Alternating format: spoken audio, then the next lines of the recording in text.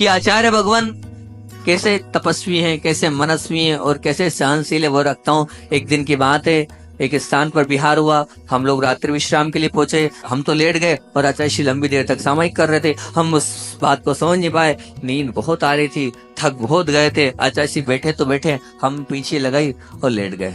हमने कहा भैया हमसे नहीं बन रही। अब 2-1:30 बजे मेरी जब नींद खुली तब भी गुरुजी उसी स्थान पर वैसे ही बैठे। मैंने कहा लगता क्या है ये गुरुजी अभी भी ऐसे ही बैठे हैं। गुरुजी का रहता तो है कि स्थान चेंज हो जाता है हल्का फुल्का। अब मैं उस बात को समझ नहीं पाया। सुबह आचार्य श्री क्या बात है, कुछ गलती हो गई क्या हम लोगों से, आपने रात्रि विश्राम नहीं किया। आचार्य श्री मुस्कुराए, थोड़ा सा उजाला हुआ, उजाले में देखा आचार्य श्री की पीठ पर पूरे लाल लाल बिल्कुल चट्टे पड़े थे। और फिर मैंने पार्टी पे देखा तो बहुत सारी चीटियां थी। तो मैंने आचार्य श्री से बोला, बोले सोता कैसे, अगर सोने में मेरे 1-2-4 चींटी की कहीं कुछ मरण हो जाता रात में तो क्या करता। तो वो चींटियां मेरे पे चढ़ रही थी और काट रही थी। तो मैंने आचार्य श्री, आप हमको तो उठाते, हमको तो कुछ बताते।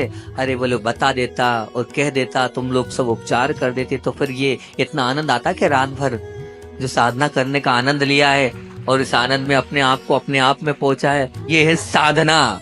उस दिन आंख से आंसू आ गए उनकी पूरी पीठ को देख के कि क्या है आपकी पूरी पीठ पीछे छिल्ली हो गई, लाल लाल हो गई, वो चींटी काटे जा रही है और आप बड़े मुस्कुराते हुए उसको सहन कर रहे हो।